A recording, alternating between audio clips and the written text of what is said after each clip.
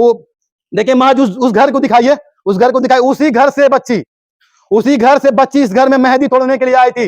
सावन का महीना था और सोची बच्ची की पूजा करेंगे। और एक चीज बता दीजिए, क्या कैसे घटना को आप किस नजर से देखते हैं? अगर मान लीजिए आज आपकी बेटी के साथ हुई, आप कौन उनका लगते हैं? मिट्टी का कौन लग रहे हैं आप? अंकल लगे। उनका अंकल लग रहे हैं। अंकल जी, आप एक ही चीज हम कहना चाहेंगे, जिस समय सर अंकल जी पता चला आपको तो कैसा महसूस किए? नहीं लग रहा था कि जमीन तलों से मतलब निकल गया मेरा खच्चर? आत्मा तक काँप गया, ठीक आत्मा है? तक काँप कैसे गया। वो चीखती होगी, चिल्लाती होगी, गेट बंद करके इसके साथ ही दरिंदगी किया गया। कुछ लोग उसको बचाने में लगे रहे और अंत में साक्ष्य छुपाने में लगे गए। प्रशासन सोती रही और जब एसपी साहब का कार्रवाई हुई तो उन्होंने अपनी ईमानदारी और तत्परता से, सूझबूझ से जो हमारी मिट्टी है, उसके लाश को बरामद किया। बेसमेंट में उसके साथ काफ़ी दरिंदगी की गई थी, एसिड से जला दिया गया था।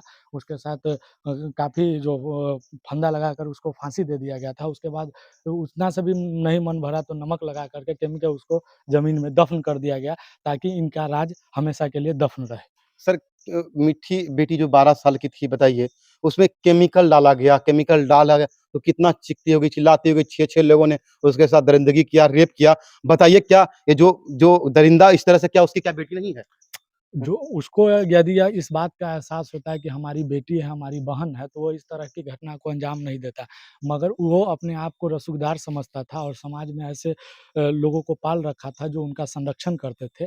आज वही सलाखों के पीछे है। जब पुलिस ने सख्ती से कार्रवाई की, एसपी साहब ने अपना संज्ञान लिया और उस पर सख्ती से कार्रवाई हुई, तो उसी ने बताया कि हमने ऐसे-ऐसे किया है और आज उसी जो लाश जो है, इसी बेसमेंट के नीचे से बरामद हुए और इसमें सबसे बड़ा योगदान ग्रामीणों का रहा, जिन्होंने तत्परता से सूझबूझ के साथ चारदीवारी का संरक्षण किया। वो कई-कई रातों तक सोए नहीं और उन्हीं की तत्परता के बदौलत आज हम अपनी मिट्टी की लाश को बरामद कर पाए और उसके बाद पुलिस ने कार्रवाई की। हम तो कहना चाहें कि मिट्टी बेटी को आत्मा की शांति मिले, लेकिन जो है ना सर, वो उनको तो फांसी की सज़ा होनी चाहिए। अगर यही तत्परता नीचे स्तर के थानेदार स्तर से अगर ये की गई होती, तो तुरंत ही आज मिट्टी हमारे साथ होती, आज खेलती रहती, हमारे बीच में होती। ये दशा और ये निंदा जो भारत से बाहर जा रहा है, पूरे विश्व को ये कलंकित करने का काम कर रहा है और आज हमें विश्व गुरु बनने का जो सपना है, वो जिन लोगों ने दिखाया है, उन लोगों को ये देख कर के शर्म करना चाहिए। दिनकर की धरती है सर ये बेगूसराय। दिनकर की धरती है, ये विद्यापति की धरती है, ये गंगा मैया की धरती है, ये श्री राम की धरती है, जहाँ पर ऐसे-ऐसे लोग जो है, ऐसे-ऐसे रावण और दरिंदे पैदा होते हैं, जिसके लिए हमें जो हर बार जो है, ऐसे-ऐसे राम को इस घटना को रोकने के लिए अवतरित होना पड़ता है। तो इसके लिए हमें अपने समाज को एकजुट होना होगा और ऐसे लोगों से हमें निपटने के लिए आने वाले समय में सख्त कानून के साथ और समाज को एक साथ मिल कर के काम करना होगा।